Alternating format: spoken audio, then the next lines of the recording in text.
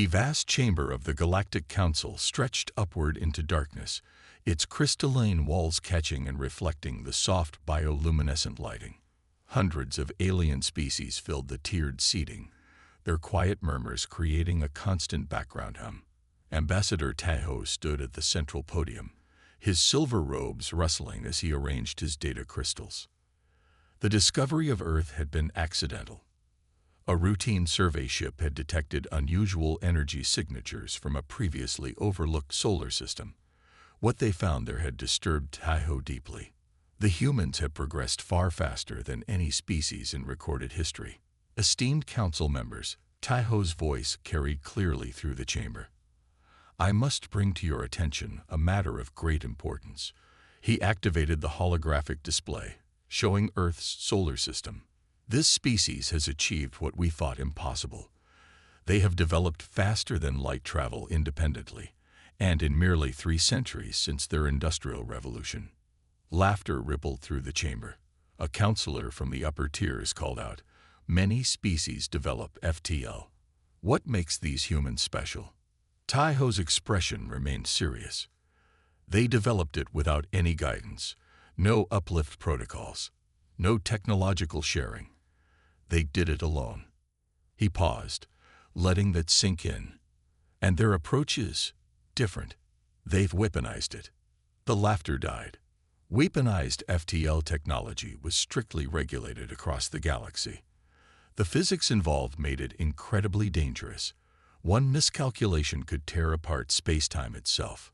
Commander He-Jin received his orders 3 days later. His fleet of 15 ships represented the finest of Galactic Alliance technology. They were meant to impress, to show these humans their place in the cosmic hierarchy. He-Jin had done this before. Dozens of newly discovered species had been peacefully incorporated into the Alliance after similar demonstrations. As his fleet dropped out of FTL at the edge of the Sol system, He-Jin smiled confidently. The standard procedure was simple: approach with overwhelming force, demonstrate superior technology, and offer protection in exchange for submission to Alliance authority. It had worked countless times before. What He-Jin didn't know was that Earth had been watching. Deep space sensors, hidden in the Kuiper Belt, had detected his fleet's approach long before they revealed themselves. Earth's military commanders had been preparing for this moment for generations. Defense Minister Jaiwan sat in her office beneath Mount Cheyenne, reviewing the final reports. The alien fleet's energy signatures matched nothing in their database, but their formation was telling. It was designed to intimidate. "They think we're children," she murmured, studying the tactical display. "They expect us to cower." She pressed a button on her desk. "Execute Protocol Omega." Across Earth, hidden facilities hummed to life. In underground bunkers and secret orbital stations, weapons that had never been tested against a real enemy were armed. Humanity had spent the last 50 years preparing for this moment. He-Jin's first warning came when his sensors detected movement from Earth's moon. What he had assumed was a natural satellite suddenly split open, revealing a massive military installation. Similar readings began appearing throughout the system, asteroids shifting to reveal gun ports, space stations decloaking, and ships emerging from dimensional pockets that shouldn't have existed. "Impossible," he whispered, watching as his tactical display lit up with thousands of human weapons platforms. His fleet, meant to overawe the primitives, was suddenly surrounded. Jaiwan straightened her uniform and stepped onto the global broadcast platform. Every screen on Earth, every comm channel in space, carried her image. Her words were translated simultaneously into the Alliance's standard language. To the alien fleet approaching Earth, she began, her voice steady and confident. "We have monitored your approach. We have analyzed your capabilities. And we are not impressed." She paused, letting her words sink in. "Humanity has prepared for this day since we first looked up at the stars and wondered if we were alone. We are not afraid of you. We are not your subjects to be conquered or civilized." The Alliance fleet hung motionless in space, surrounded by weapons they hadn't known could exist. He-Jin realized, with growing horror, that what he had thought would be a simple diplomatic mission had just become something else entirely. "You have 1 hour to withdraw," Jai-1 continued. "After that, we will demonstrate exactly why humanity has survived every challenge our harsh world has thrown at us. The choice is yours." As the transmission ended, He Jin looked out at the weapons arrayed against his fleet. Everything he thought he knew about primitive species had just been proven wrong. These humans hadn't developed faster than light travel because they were advanced. They'd developed it because they were preparing for war. For the first time in his long career, He Jin gave the order to retreat. As his ships turned to flee, he knew this wouldn't be the end. The Galactic Alliance wouldn't accept such defiance.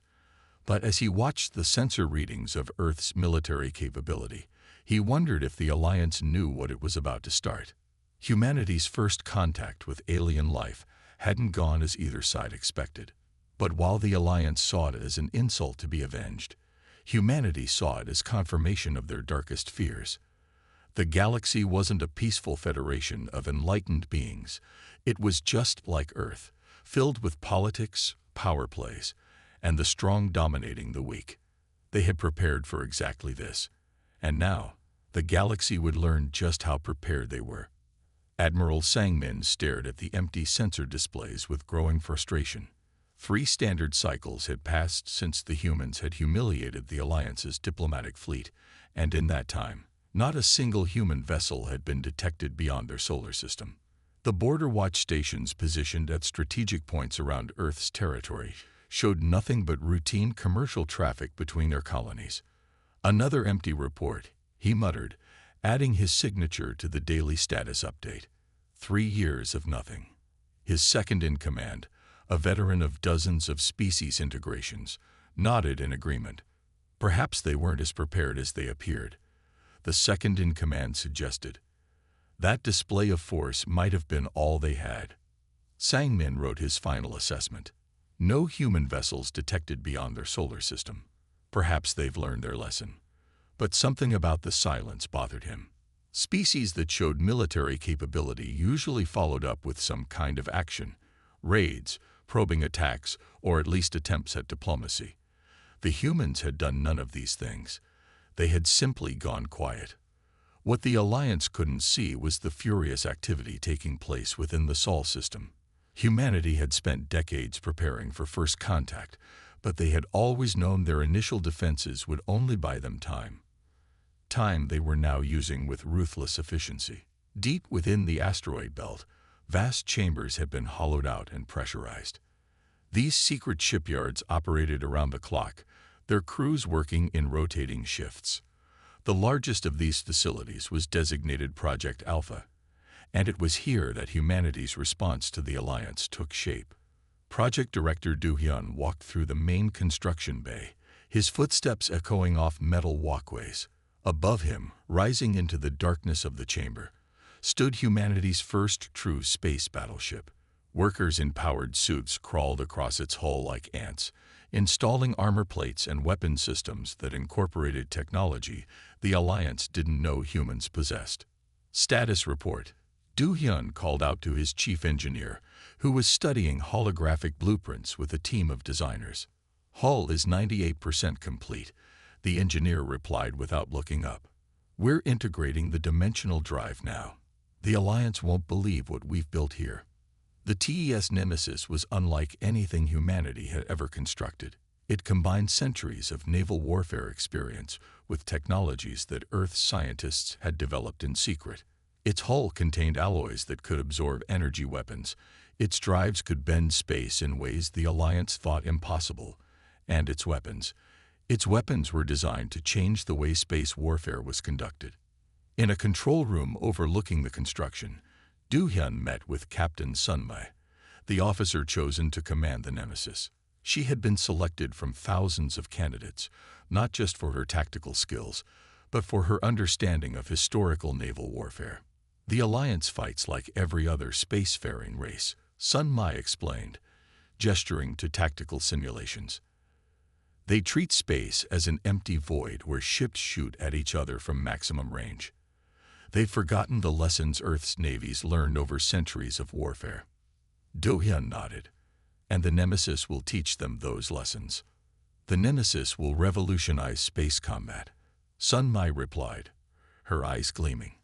We're not building just another warship. We're building a ship that fights like Earth's greatest battleships once did, using stealth, maneuver, and concentrated firepower. The final months of construction passed quickly. Systems were tested, crews were trained, and weapons were calibrated. The Nemesis grew from a framework to a fully realized warship, its dark hull absorbing light in a way that made it difficult to look at directly. On the day of completion, Captain Sun Mai stood on the bridge of her new command. The bridge didn't resemble the Alliance's bright, open command centers. Instead, it was modeled after submarine control rooms, efficient, combat-focused, and built for survival. She placed her hand on the main control console, feeling the slight vibration of the ship's power plants. Around her, her crew worked at their stations, each one chosen for their expertise and dedication. They had trained together for months in simulators, preparing for the day when they would show the galaxy what humanity was truly capable of. All systems ready, her executive officer reported. The ship is yours, Captain. Sun Mai opened a channel to Earth Command. This is Captain Sun Mai of the TES Nemesis. All systems are operational. All crews report ready status. She paused, looking at the tactical display showing the Alliance border stations still watching for human ships. We are ready to begin operations. The response came immediately. Understood, Nemesis. You have authorization to proceed with Phase 1. Show them why humanity survived. As the massive doors of the asteroid base opened, the Nemesis moved silently into space. Its stealth systems, more advanced than anything the Alliance had encountered, made it virtually invisible to standard sensors. The ship that would change galactic warfare forever slipped away from Earth, heading toward its first target. The Alliance's border stations continued their routine scans, their crews bored with watching empty space. They had no way of knowing that humanity's response to their attempted show of force was already underway. They had dismissed 3 years of silence as weakness, never considering that perhaps, just perhaps, the humans had spent that time preparing something unprecedented. The galaxy was about to learn a harsh lesson about underestimating humanity, and the TES Nemesis would be their teacher. Security Chief Kanwoo was finishing his 3rd cup of stimulant when the sensor alarms began blaring. The Outer Rim trading post was normally quiet, a place where merchant ships stopped to refuel and trade goods. But what his screen showed now made his blood run cold. "That's impossible," he whispered, adjusting the scanning frequencies. The object approaching the station was massive, larger than any warship he had ever seen. Yet it moved with the agility of a vessel a tenth its size. "Security Chief," one of his officers called out. "We're receiving a transmission." The image that appeared on his screen showed a dimly lit bridge, unlike the bright command centers used by Alliance vessels. The human captain's face was calm, almost serene. "Outer Rim Trading Post," she said. "This is Captain Sun Mai of the TES Nemesis. 3 years ago, your Alliance attempted to subjugate Earth. Today, we answer that insult." Before Hyun-woo could respond, the Nemesis demonstrated exactly what humanity had been working on during their years of silence. The massive ship seemed to fold space around itself, appearing instantly at different points around the station. Its weapons weren't the standard energy beams used by Alliance ships. They fired projectiles that somehow ignored shield frequencies, passing through defensive barriers like they didn't exist. "All ships, withdraw immediately," Hyun-woo ordered, watching as the Nemesis systematically disabled every military vessel in the sector. The human ship wasn't destroying them. It was humiliating them, picking apart their defenses with surgical precision. Across 3 sectors of space, similar scenes played out. The Nemesis would appear without warning, demonstrate its superior capabilities, and vanish before reinforcements could arrive. Each attack was precisely calculated to show the Alliance exactly how outmatched their technology was. Fleet Commander Yi-jun was in his command center when the reports started flooding in. First, it was the trading post, then the mining colony in Sector 7, followed by the military outpost at Gamma Station. Each report told the same story. A human warship of unprecedented size and capability, appearing from nowhere, demonstrating its power, and disappearing before it could be engaged. How are they moving so fast? Yi Jun demanded, studying the tactical displays.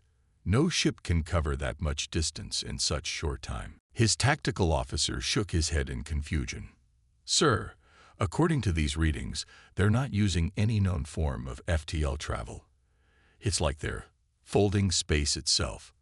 Another alert sounded, this time from the prestigious Alliance Naval Academy. The Nemesis had appeared directly above the school, its massive form blocking out the sun. But instead of attacking, it transmitted technical data about all the weaknesses it had discovered in Alliance defenses. They're not just attacking us, Yi Jun realized, reading the reports. They're teaching us a lesson. The pattern continued for weeks. The Nemesis would appear at military installations, testing facilities, and shipyards. Each time, it demonstrated a new capability that showed how far human military technology had advanced. Ships that tried to engage it found their weapons ineffective, their shields useless, and their tactics outdated. Most disturbing were the transmissions that accompanied each appearance. Captain Sunmai would calmly explain what weaknesses the Nemesis was exploiting, how long humans had known about these vulnerabilities, and why Alliance combat doctrine was fundamentally flawed. Your ships fight as if space is an empty ocean, her voice would explain. You've forgotten that space is three-dimensional. You've forgotten that distance and time can be bent. Most importantly, you've forgotten that the best weapon is the one your enemy doesn't know you have. The Alliance's military command was thrown into chaos. Everything they thought they knew about warfare was being challenged. Their ships were the most advanced in known space, their tactics refined over thousands of years. Yet this single human vessel was making them look like children playing with toys.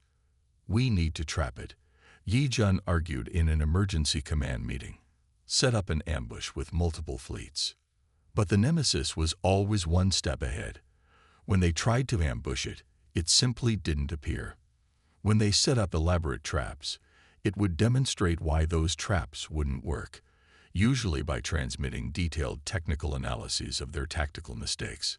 The final demonstration came at the Alliance's largest shipyard. The Nemesis appeared in the center of the facility's defense grid, surrounded by over 100 warships. Instead of fighting, it activated some kind of field that simply shut down every system on every Alliance vessel. Consider this a demonstration, Captain Sunmi transmitted to the powerless ships. We could have done this 3 years ago. Remember that the next time you think about threatening Earth. When power returned to the Alliance vessels, the Nemesis was gone. But its message had been received. Humanity wasn't just another species to be absorbed into the Alliance. They were something new, something that had developed in isolation and taken a completely different path to the stars. Fleet Commander Yi Jun spent the next several days writing his report to the Alliance Council. How could he explain that a single human ship had completely upended their understanding of space warfare? How could he make them understand that everything they thought they knew about military technology was now in question? In the end, he wrote only one line. The humans weren't hiding these past 3 years. They were giving us a chance to leave them alone. We should have taken it. The Grand Chamber of the Alliance Council had never been so tense. Representatives from over 1,000 species filled the tiered seats, their voices creating a storm of worried whispers. The recent demonstrations by the human warship Nemesis had shaken the very foundations of their civilization. Representative Minho stood at the central podium, his voice carrying across the vast space. We cannot allow this humiliation to continue. The Alliance has stood for 10,000 years. Are we to be cowed by a single species with a single ship? The chamber erupted in shouts of agreement, but Intelligence Director Kita watched from his seat with growing concern. He had spent the last 3 weeks analyzing every encounter with the Nemesis, and what he had found disturbed him deeply. Esteemed colleagues, Kita called out as he rose to speak. "Before we commit to any military action, you must understand what we're facing." He activated the chamber's holographic system, displaying footage from the Nemesis encounters. "We don't understand their tactics. Their entire approach to warfare is foreign to us." The footage showed the Nemesis performing maneuvers that should have been impossible for a ship of its size. It moved through space like water, appearing and disappearing at will, ignoring the basic laws of physics as the Alliance understood them. "Look at how they fight," Kita continued. "They don't engage in traditional ship-to-ship combat. They don't follow any doctrine we recognize. Each demonstration has shown us a new way our defenses can be bypassed, our weapons neutralized." In the upper tiers, Commercial Director HFY listened intently. While the military and political leaders argued about how to confront this threat, she saw opportunity. Already, several species had approached her privately, seeking ways to open dialogue with the humans. "The Nemesis hasn't destroyed a single Alliance vessel," she noted when it was her turn to speak. "They could have annihilated our fleets, but instead, they chose to teach us lessons. Perhaps we should consider what that means." The debate raged for hours. Some council members demanded immediate military action, forming a massive fleet to hunt down the Nemesis. Others called for diplomatic solutions, pointing out that humanity had only acted in response to the Alliance's initial show of force. In his private office after the session, Kita received a secure transmission from one of his deep cover agents. "Sir, we've detected unusual movement among the Outer Rim species. Several have begun withdrawing their forces from Alliance space." Kita wasn't surprised. The smaller species, those who had joined the Alliance for protection, were reading the situation clearly. Humanity had demonstrated not just superior technology, but a completely different understanding of warfare. Meanwhile, HFY was conducting her own secret meetings. In a secure chamber deep within the council building, she met with representatives from 15 species who wanted to explore relations with Earth. "The balance of power is shifting," she told them. "The Alliance has always maintained control through superior military technology. But these humans, they've developed their technology in isolation, taken different paths than we did." One of the representatives, a being from a species known for their strategic thinking, nodded in agreement. "They've shown us that our understanding of space warfare is incomplete. The question is, do we want to be on the right side of this change?" As these secret meetings continued, Minho was gathering support for military action. He couldn't see that his aggressive stance was exactly what some species needed to justify breaking away from the Alliance. "We've identified 17 potential weaknesses in human technology," he announced to his supporters. "We can build a fleet specifically designed to counter their capabilities." But Kita knew better. His analysis showed that each demonstration by the Nemesis had revealed different capabilities.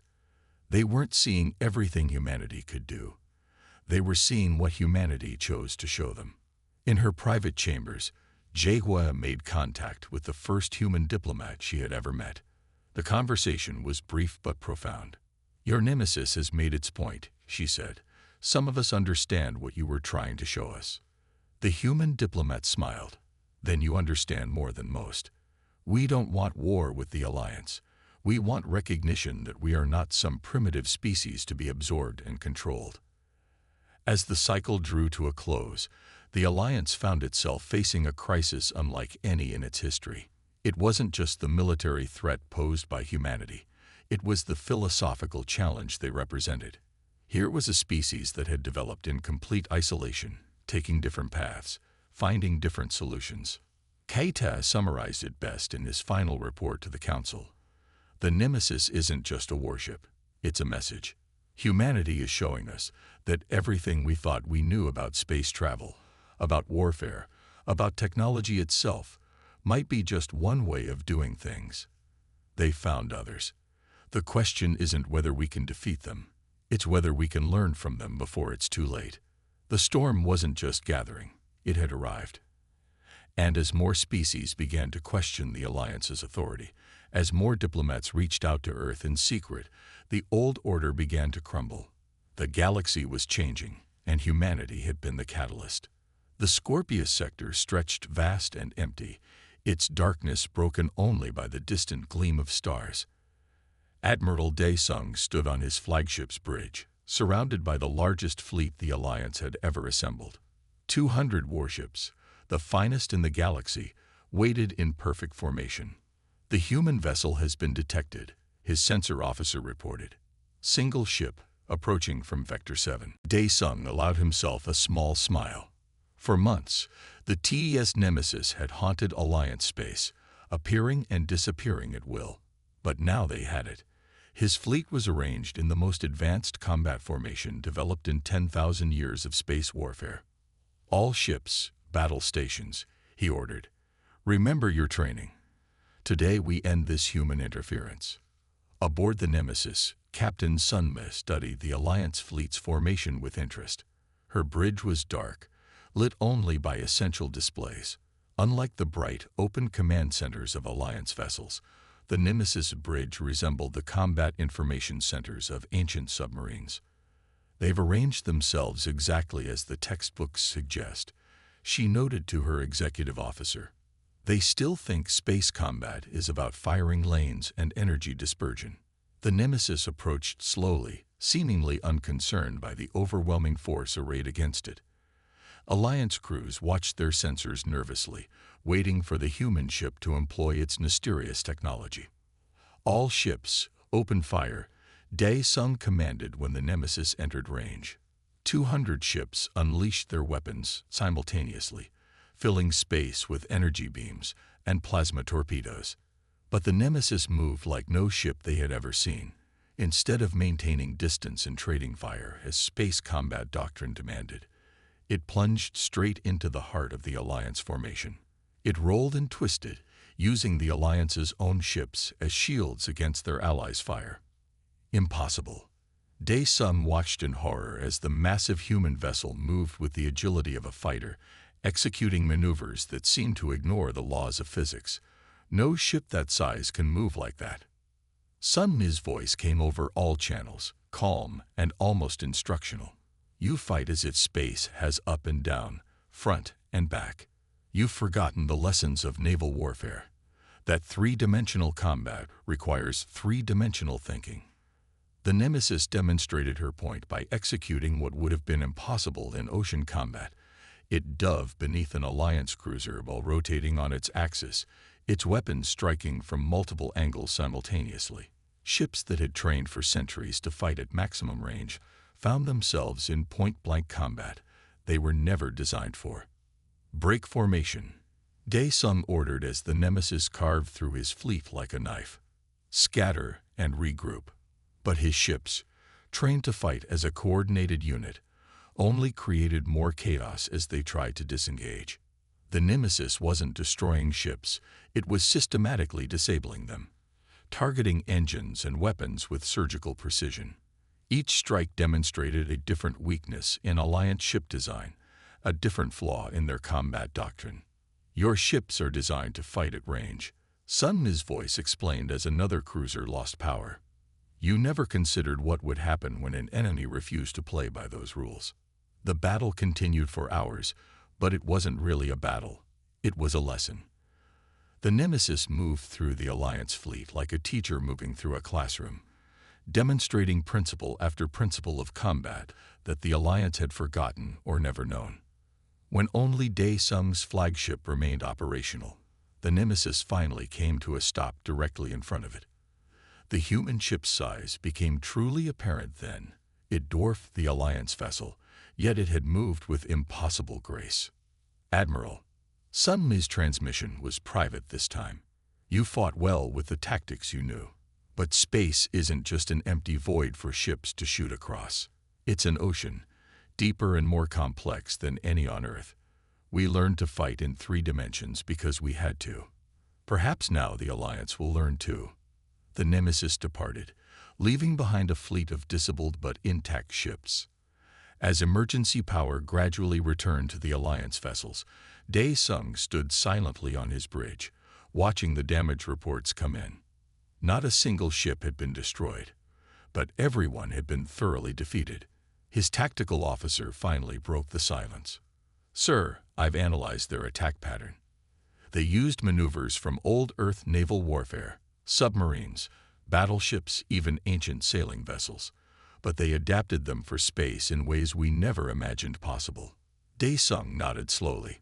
The Alliance had spent millennia perfecting space combat, but they had approached it as something entirely new. The humans had done something different. They had taken the lessons of their past and evolved them for the stars. As rescue ships began arriving in the Scorpius sector, Daesung started writing his report. How could he explain that everything the Alliance knew about space warfare had been proven obsolete in a single battle? How could he make them understand that they hadn't just been defeated? They had been educated. The Battle of the Scorpius sector marked the end of one era and the beginning of another. The Alliance's military supremacy, maintained for 10,000 years, had been broken not by superior numbers or technology, but by a different way of thinking about combat itself. The galaxy would never be the same. The neutral space station hung in the void between Alliance and Earth territory, its crystalline structure reflecting starlight like a jewel. Inside, the station's grand conference chamber had been prepared for what many were calling the most important diplomatic meeting in galactic history. Ambassador Jinwoo walked the corridors with measured steps, his simple Earth diplomatic uniform standing in stark contrast to the ornate robes of the Alliance representatives. Behind him, the distant silhouette of the TES Nemesis could be seen through the station's transparent walls, a quiet reminder of why these talks were happening. "The human delegation has arrived," announced the station's AI as Jinwoo entered the conference chamber. The Alliance Council members rose from their seats, a gesture of respect that would have been unthinkable just months ago. "Welcome to neutral territory," Trade Minister Soo-hyun stepped forward. She had been chosen to mediate these talks, representing several species that had already begun separate negotiations with Earth. "Shall we begin?" Jinwoo took his seat at the circular table. "Before we start, I want to make something clear," he said, his voice calm but firm. "We never wanted war. Earth prepared for it because we had to, but it was never our goal." The Alliance representatives shifted uncomfortably. The memory of their failed attempt to intimidate Earth and the subsequent demonstrations by the Nemesis was still fresh in their minds. "You must understand our position," one council member spoke up. "Your species achieved faster than light travel independently. It was unprecedented." "What was unprecedented?" Jinwoo replied. "Was your assumption that different meant inferior? Earth has walked a separate path, yes. We developed our technology in isolation, faced our challenges alone. But that didn't make us primitive." Soo-hyun nodded in agreement. Many species have recognized this truth. Already, 37 worlds have expressed interest in direct treaties with Earth, outside Alliance oversight. The announcement sent ripples of concern through the Alliance representatives. The old order was crumbling, and they knew it. Centuries of assuming technological and cultural superiority were being challenged not just by Earth's military prowess, but by their different approach to everything from science to diplomacy. "What does Earth want?" another council member asked directly. Jinwoo smiled. "What we've always wanted: respect and recognition of our sovereignty. We don't seek to replace the Alliance or challenge its authority over its member worlds. We simply refuse to be treated as a primitive species to be guided and controlled." The talks continued for hours. Jinwoo presented Earth's terms: recognition of human space, free exchange of scientific knowledge, and the right to form independent treaties with any species that wished to do so. "Your Nemesis showed us something important," Soo-hyun observed during a break. "It demonstrated that there are different ways to approach problems we thought were solved. Many species are fascinated by human history now, studying how you adapted ocean warfare to space." Indeed, across the galaxy, academic institutions were already beginning to incorporate Earth's military history into their curricula. The Battle of the Scorpius sector had sparked intense interest in human naval warfare, from ancient sailing ships to modern submarines. The Alliance has maintained peace for 10,000 years, One of the more conservative council members protested. These changes could destabilize everything we've built. Peace through technological superiority isn't true peace, Jin Wu countered. Earth's history is full of empires that thought the same way. They're all gone now, replaced by systems that recognize and respect diversity of thought and approach. As the day progressed, more and more Alliance representatives began to see the opportunity before them. Earth wasn't seeking to destroy their civilization. They were offering a chance to enhance it with new perspectives and different solutions to old problems. Trade Minister Su Kyun's own world had already begun implementing human-inspired technologies and methodologies. Change is coming, she told the council. The question is whether the Alliance will embrace it or resist it. By the day's end, the framework for a new galactic order had been laid out. Earth would remain independent but would share its knowledge freely with any species that approached them as equals. The Alliance would maintain its role as a galactic governing body, but with reduced authority over independent worlds. We wanted respect, Jin Wu concluded as he signed the final documents. Now we have it. Not because of the Nemesis, not because of our technology, but because we showed the galaxy that different doesn't mean wrong. As he prepared to leave the station, Jin Wu paused to look out at the stars. The galaxy was entering a new age, one where multiple paths to advancement would be recognized and valued. Earth's isolation had forced them to find their own ways to solve problems, and now those solutions would help shape the future of all species. The diplomatic revolution wasn't just about politics or military power. It was about recognizing that progress doesn't always follow a single path, that strength can come from diversity of thought and approach. The galaxy would never be the same, and perhaps that was exactly what it needed. 5 years had transformed the galaxy in ways no one could have predicted. The massive training facility orbiting Jupiter buzzed with activity as beings from dozens of species moved through its corridors. Training Officer Yungai stood in the observation deck, watching as mixed crews practiced combat maneuvers in the simulation chambers below. Remember, his voice carried through the training network. Space combat isn't about who has the biggest guns. It's about understanding three-dimensional movement, about using every advantage your environment gives you. Below, a crew made up of humans and 4 different alien species worked together in a replica of a ship's bridge. They were learning to think like submariners of old, treating the void of space as an ocean of possibilities. The TES Nemesis itself floated in high orbit, no longer a source of fear, but a symbol of the new galactic order. Captain Sunbai had transformed her ship from a weapon of deterrence into a tool for peace, conducting joint exercises with former adversaries and responding to distress calls from any species that needed help. Looking good out there, Sunli's voice came over the comm as she watched a mixed-species crew execute a perfect evasive maneuver. You're starting to think in 3 dimensions naturally now. Defense Coordinator Ha Won's office in the new Galactic Defense Academy had become a hub of innovation. The walls displayed historical scenes from Earth's naval history alongside diagrams of space combat tactics. Representatives from hundreds of worlds came to learn how humanity had adapted its warfare experience to the stars. Each species brings its own perspective, Ha Won explained to a group of visiting dignitaries. Humans didn't succeed because our way was better. We succeeded because we weren't afraid to think differently. Now we all learn from each other. The Academy's libraries had been expanded to include Earth's military history, from ancient naval battles to modern submarine warfare. Species that had once dismissed humans as primitives now studied these records with intense interest, finding principles that could be applied to space combat in ways no one had considered before. In the shipyards around Mars, new vessels were being constructed using hybrid technologies.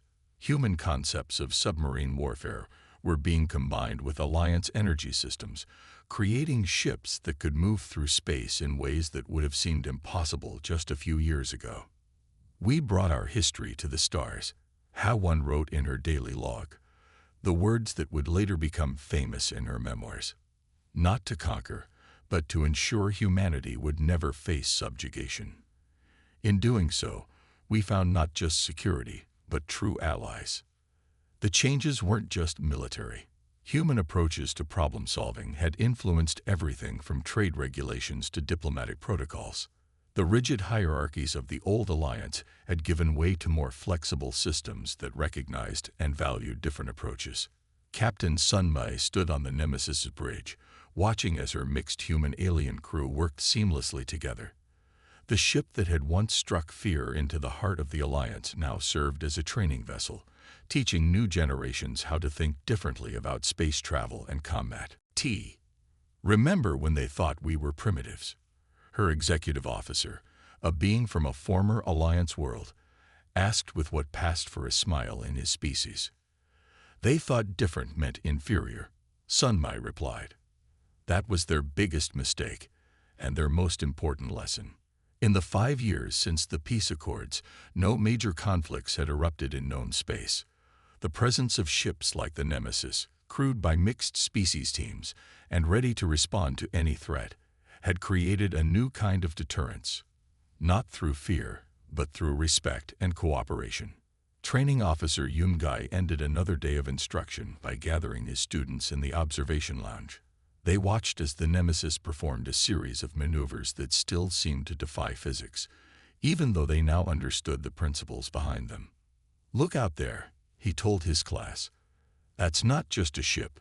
It's a symbol of what we can achieve when we stop assuming our way is the only way. When we learn from each other, when we combine our knowledge and perspectives, we create something greater than any one species could achieve alone." The galaxy had indeed learned that humans weren't the primitive species they'd assumed.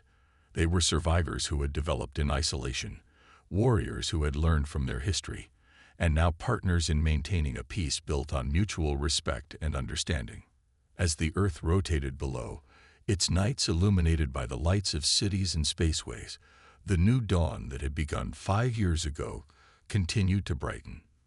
Through strength had come understanding, and through understanding, a new era had truly begun. The galaxy would never return to its old ways, and that was exactly as it should be.